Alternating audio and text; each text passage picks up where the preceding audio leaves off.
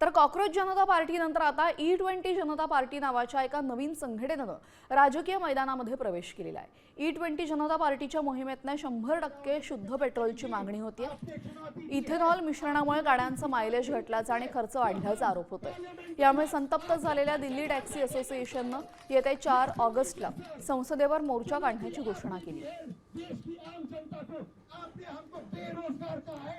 तर नव्यानं मैदानात आलेल्या E20 जनता पार्टीच्या मागण्या नेमक्या काय आहेत जाणून घेऊयात। E20 ऐवजी 100% शुद्ध पेट्रोल निवडण्याचा पर्याय द्या। इथेनॉल मिश्रित इंधन असल्यास ते स्वस्त दरात द्या। पंपावर इथेनॉलच्या प्रमाणाचे फलक लावावेत।